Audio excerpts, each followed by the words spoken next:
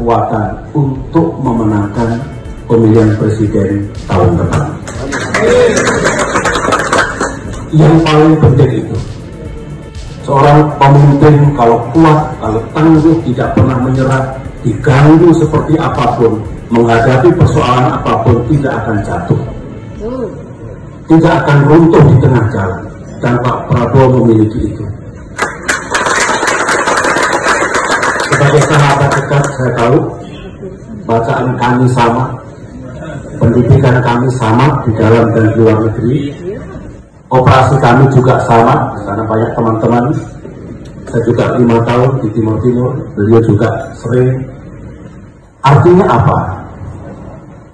Karena saya mengenal Pak Prabowo, outlook wawasan beliau, pengetahuan beliau, almost everything, from defense to geopolitics to economy to international relations, almost everything, kecakapan, termasuk visi yang diperlukan oleh seorang presiden.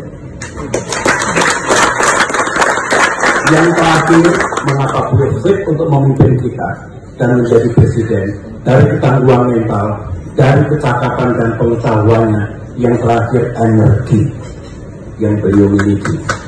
I love, tadi saya ceritakan, Pak Prabowo menyukai keadilan, justice.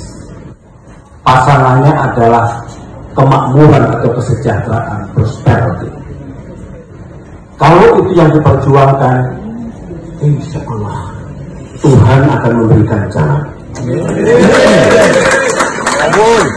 So,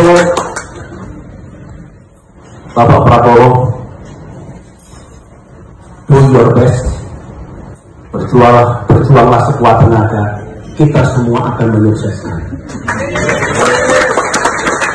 Sebenarnya saya sudah pensiun dari politik, saya sekarang banyak melukis, banyak membina klub bola voli, tapi for you, saya siap turun gunung.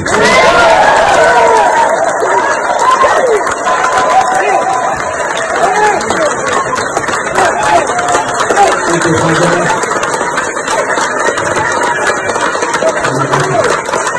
yang saya sampaikan.